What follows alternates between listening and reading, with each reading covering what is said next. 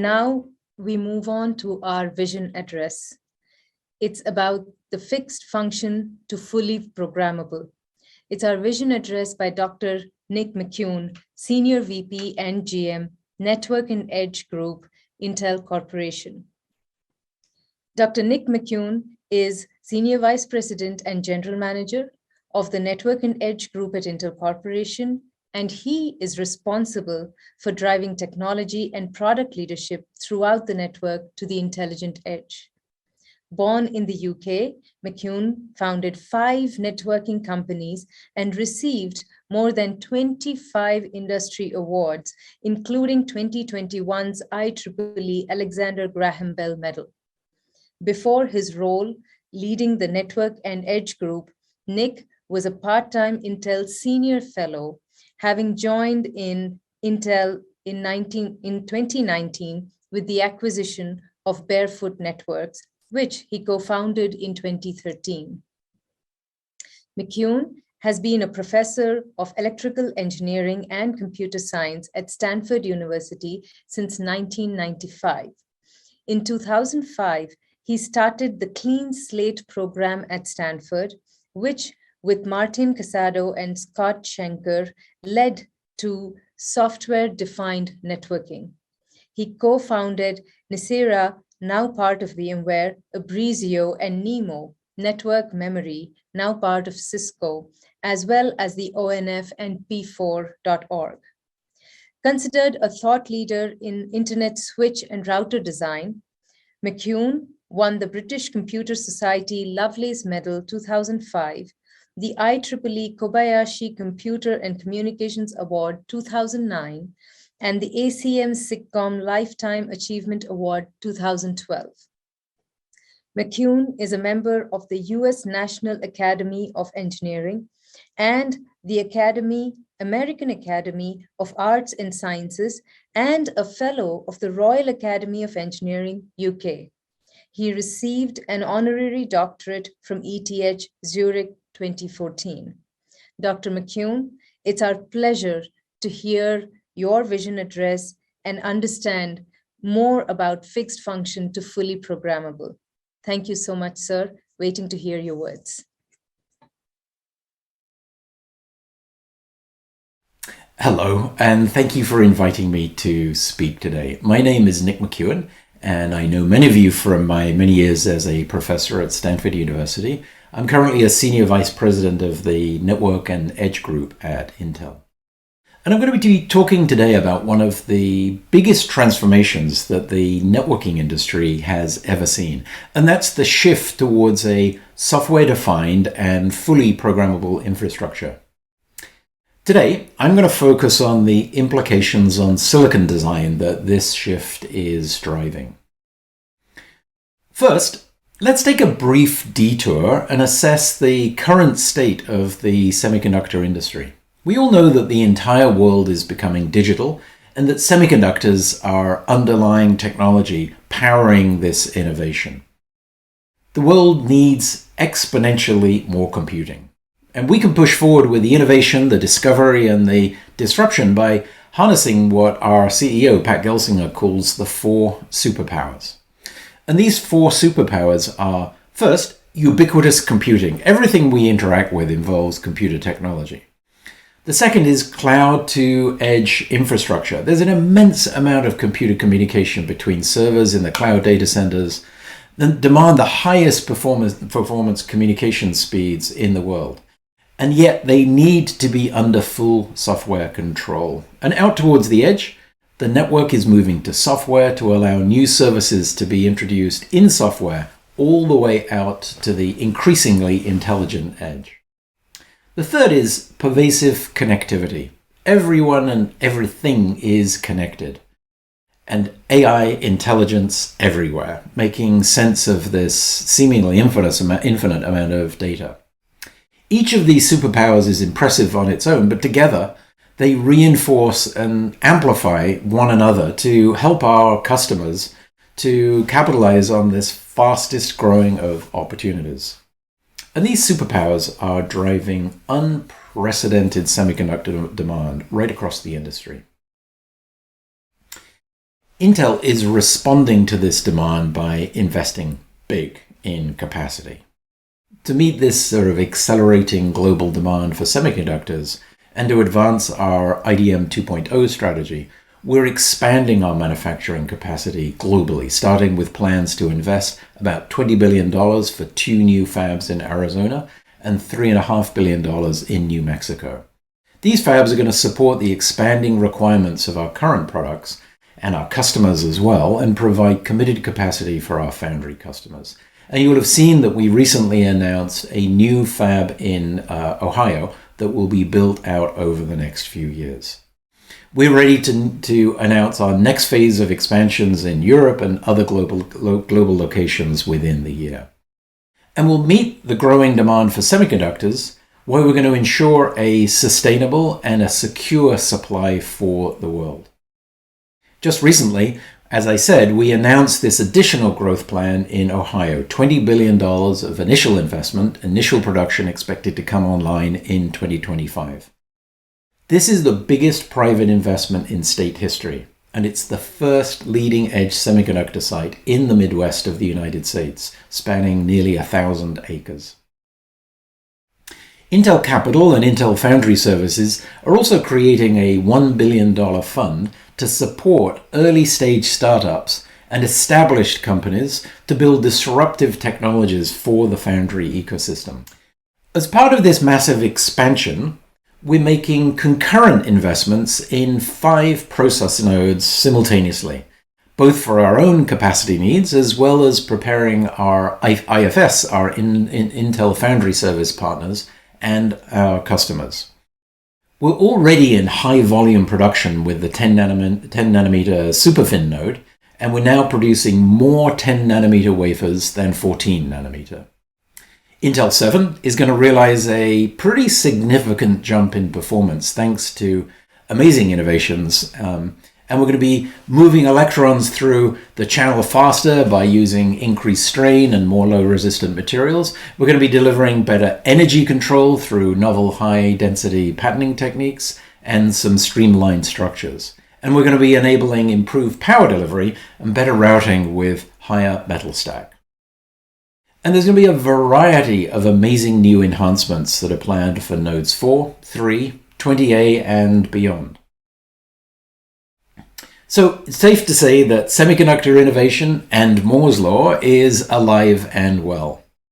Stepping back and looking at industry-wide demand, we saw an all-time high of the value of semiconductor content in electronic systems, running at 33%. The industry is expected to invest nearly $160 billion through 2025, and over 1.2 trillion semiconductors were sold in 2021 alone, the highest total on record. Clearly, our industry has a bright future ahead.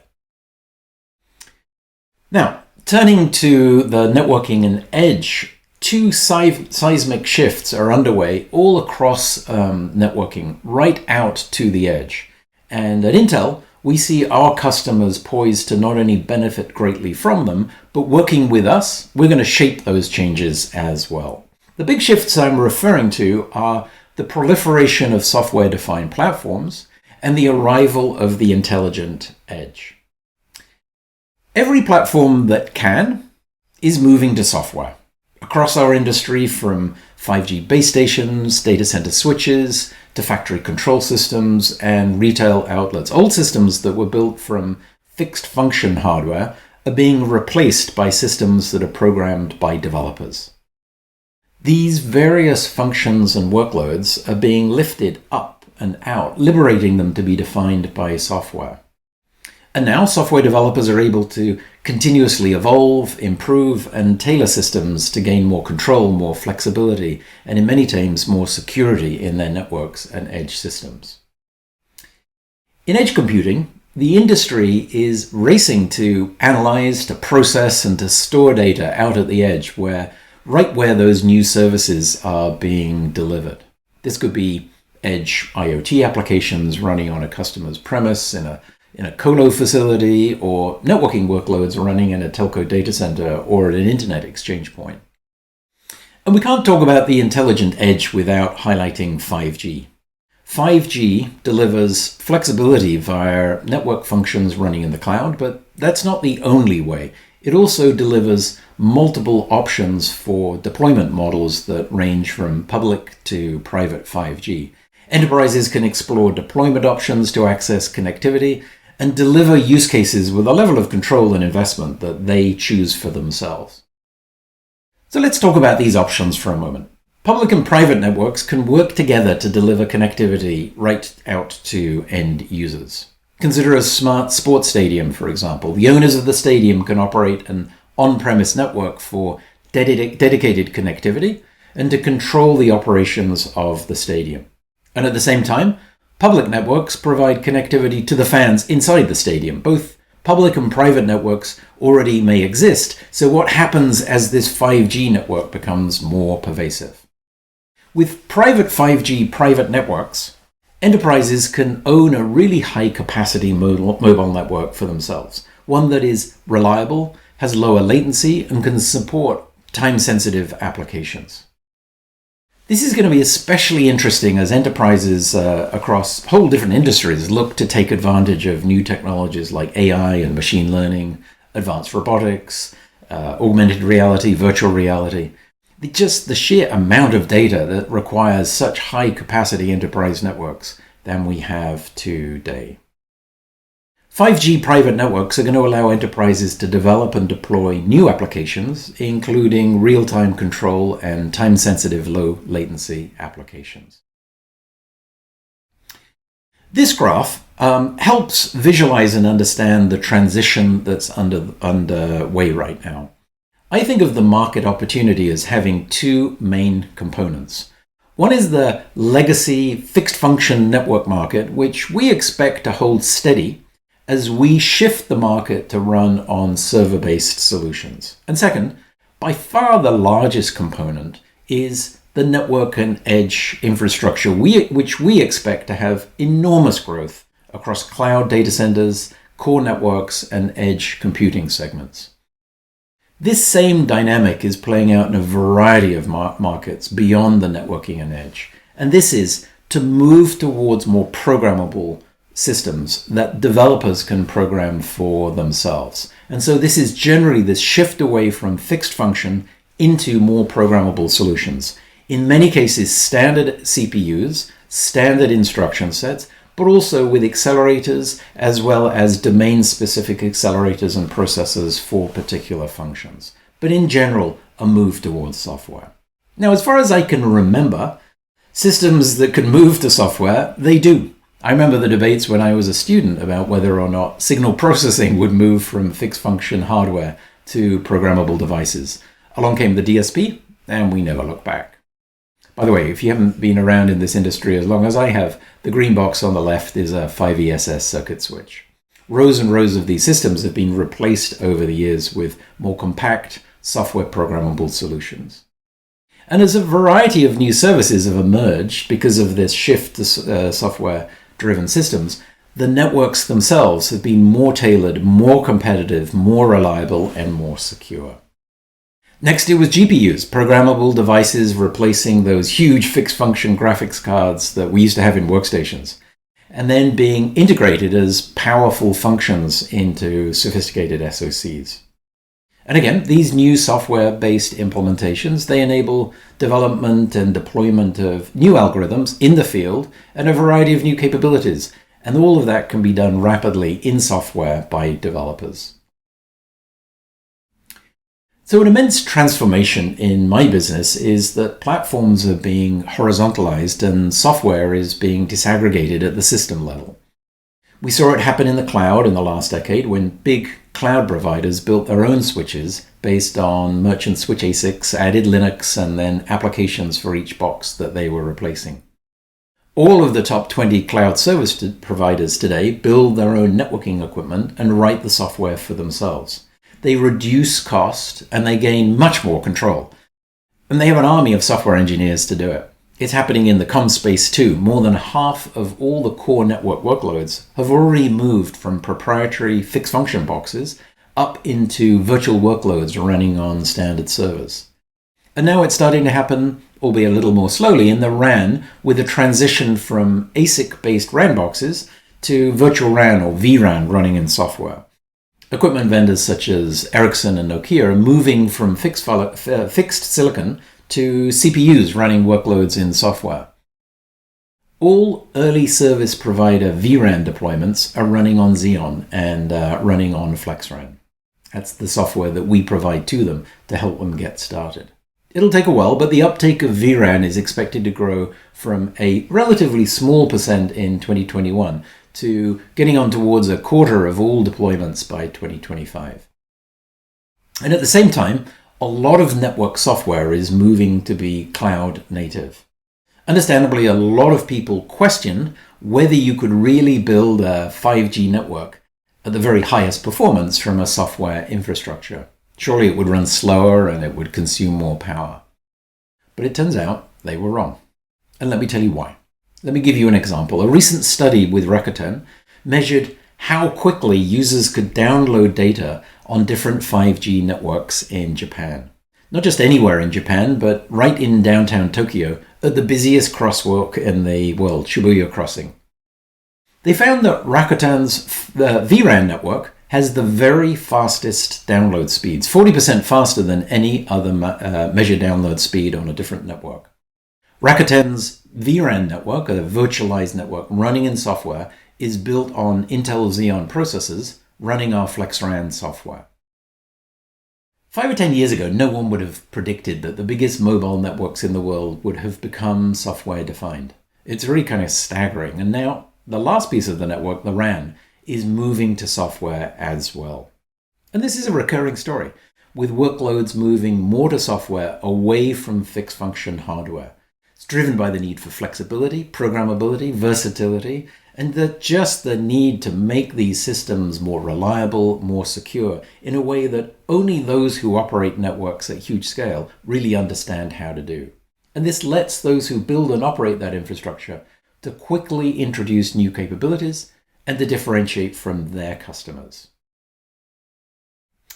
So let's pivot now and focus on the silicon strategies that open the door for this shift from fixed function to programmable platforms. Fixed function ASICs, they hold back the network flexibility. They prevent the developer from deciding how the network will work.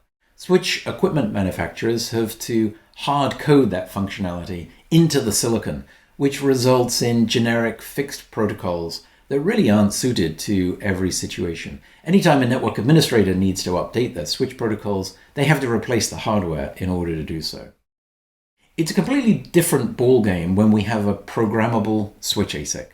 Network owners can deploy new protocols as fast as they can develop them through the software layer and just downloading in the field. And as a result, network owners can update their switch functionality to keep pace with new cloud-based workloads without having to replace the hardware. This diagram shows the difference between fixed function and programmable ASICs using the Intel Tofino switch as an example. The Tofino pipeline, it uses the same feed-forward multiple-stage pipeline architecture as a fixed function ASIC, but with Tofino, all the stages are fully programmable and the flow of traffic between a fixed and programmable chip, they may be the same, but when the chip is programmable, what happens in the parser, deparser, and the pipeline stages can be programmed by the user, by the developer. Network architects have total control to decide what features, functions, and protocols are supported within their network, and it all runs at line rate with the same power, performance, and cost as the fixed function solutions that it replaced. The newest programmable platform for network and edge workloads is the Infrastructure Processor Unit, or the IPU. The IPU is helpful for customers who are operating the very largest cloud data centers. Cloud service providers, they typically use CPUs for two different purposes. Some CPUs run the software infrastructure that keeps the data center running, while a much larger set of CPUs runs the tenant's workloads. It's extremely important that the tenant workloads over which the cloud providers have no control, that they don't disrupt either the infrastructure itself or the other tenants. The problem is that today, It's hard to protect one from the other if they both run on the same CPU cores. The job of the IPU is to run the infrastructure workloads in a separate, secure, and isolated set of CPU cores. Now, the IPU is versatile, it's programmable, it's a programmable platform of its own. Not only does it have an array of CPU cores, it also has a packet processing pipeline, which is programmable like Tofino using the P4 language, as well as a variety of accelerators such as encryption and compression, which are also available for the developer to program for themselves. We believe it's just really important for this new class of computing device to be open and programmable, not only because it's kind of in the spirit of Intel, but because we believe that it helps the companies keep improving and evolving their data centers without being locked into a single solution. And in fact, by making the system open, and we're getting behind the IPDK open development environment, it helps make the entire ecosystem bigger for the entire industry as a whole, and helps move us all along very fast. So I'm convinced that when we look back in, say, 5 or 6 years' time, we're going to see that there was a change that happened about now in the way that cloud data centers are being architected, with the IPU acting as the coordinator of traffic, such that when packets arrive from the outside, it will determine which CPU, accelerator, or memory that the traffic is destined to. By way of example of what I mean by putting programmability in the hands of our customers, let me take a moment to describe our compiler infrastructure. It starts with a compiler tool chain, as you'd expect, including a target-agnostic front end and a visualizer to help the programmer. It's super helpful for the visualizer to help the developer determine whether a particular program or set of functions has the resources available within the target to operate the function. For example, to decide, will the program fit? What do I need to change in order to help it do so? Then there's a target-specific backend, which can be independently optimized for the given target and which produces the SDK for a given compiled program. The power of this programming framework is that you can develop a program, a description of the functionality and characteristics of a pipeline, and compile it to whatever target is appropriate for the application. If you need super dense connectivity and ultra high throughput in an aggregated network architecture, you can target the switch. If you need acceleration on the host CPU, then you can target the IPU. And if you want to build a complex software-based pipeline, for example, you're stringing together a number of NFV workloads, you can target a host CPU via DPDK, all from the same program. This flexibility and uniformity is made possible through compiler-friendly programmable silicon, designing chips with the program in mind and allowing them to write their own P4 programs to determine the forwarding behavior that they need. And it all comes together under a common and open software framework that exposes open interfaces and attracts developers to invest in delivering platform solutions for a variety of verticals that, again, can be deployed on whichever silicon platform is best suited for the particular vertical and use case, whether it's in the data center, the network, or the edge. Across vertical markets, customers are demanding of us the platforms, the frameworks, and the developer tools that combine compute, storage, and network to empower them to consolidate workloads and bring data together with applications and to perform real-time analytics that are just transforming the operations that they do at the network and edge by doing it for themselves. So let's put all of this programmability into context. The interesting opportunity is to deliver programmable networks that span the cloud out to the edge, where the programmable elements work together to improve the network performance, the latency, and the reliability from end to end. This requires a deep understanding of the workloads and the workloads that our customers are seeking to deploy and optimize, and an ability to distill that implementation down to the essence. What functions can be accelerated? Can I abstract the implementation so it can be used for a variety of different workloads? The better the silicon designer understands the workloads and the use cases, and the more they implement the design with the software developer in mind, so they think of what they're developing as a compiler target, the more likely they are to deliver an optimized implementation that captures the essence and can really unlock the shift from fixed function systems to software-defined systems. The move from fixed function hardware to software doesn't stop at the network. We're seeing the same change play out in factory automation systems, where a plethora of small embedded microcontrollers are being replaced by sensors and actuators that are being centrally controlled by an open compute platform, typically running Kubernetes with inference applications running on top. The same thing is happening in warehouses, in retail stores, and even in cars, where compute is being centralized to create software-defined cars. And as I mentioned earlier, 5G is another interesting example, and it's intertwined across this entire landscape. 5G and 6G in the future is promising to unlock an industry of new applications, smart cities, new factory automation, pretty much autonomous everything. And by offering a high bandwidth, low latency, deterministic and strong security model, 5G is really an ideal platform for landing these new applications. As functionality becomes more and more software defined, it doesn't mean that silicon becomes less relevant. Last time I checked, all software runs on hardware. The silicon actually defines the performance, the power, the ability to write programs and then compile them down to a target. So, to the contrary from it becoming less relevant, in fact, with increased performance and scale that's being driven by technologies like 5G and edge inference, the silicon becomes more relevant over time. We need silicon that's more performant than ever. Various acceleration technologies for security, storage, inference are going to be critical, and this is where we are going to continue to invest. So from this conversation today, I think there are really 4 key takeaways that I would like you to walk away with. The first takeaway is an exciting one. The semiconductor industry is healthier than ever with unprecedented innovation, and investment is taking place all around the world. Semiconductors are at the heart of the new digital economy, which is destined to keep growing for many, many years to come. The second takeaway is that we're seeing a definitive shift from fixed function hardware to more programmable platforms.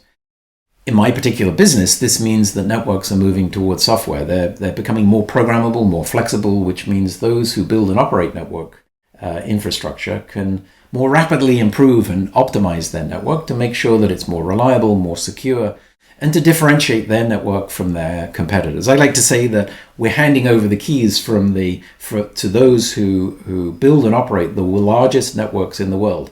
Because now, instead of having to rely on fixed functions that were designed by hardware developers, they've now been freed and liberated to take the keys and write the functions that they need for themselves. The same is true of virtually every industry that's being automated. Third, for the silicon that will power this next generation of infrastructure innovation, put yourself in the shoes of the application developer. And are you making those design choices that simplify the job of developers and that amplify their capability and improve their efficiency?